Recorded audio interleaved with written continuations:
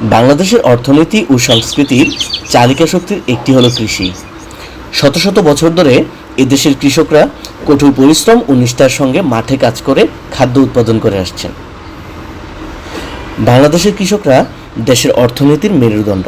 তাদের পরিশ্রম ও সংগ্রামের কারণেই দেশ আজ খাদ্যে স্বয়ংসম্পূর্ণ হওয়ার পথে। সঠিক সহায়তা ও আধুনিক প্রযুক্তির সংযোজনের মাধ্যমে কৃষিকে আরও লাভজনক ও টেকসই করা সম্ভব।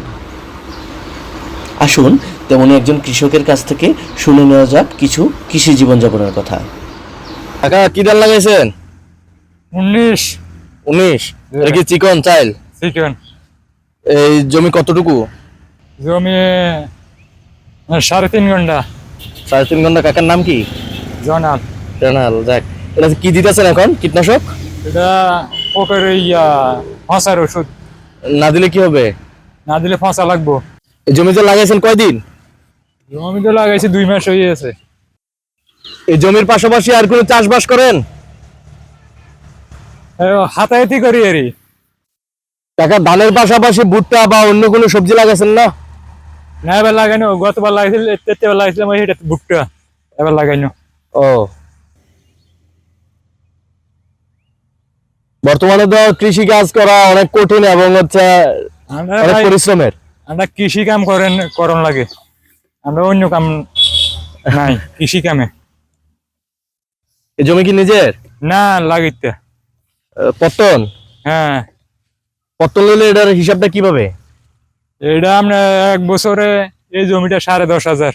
10,500 টাকা তাদের দিতে হবে। যে এখন ধান হইলো না হইলো? হ্যাঁ, এটা খেতাইনের আগে দিয়ে দান লাগে।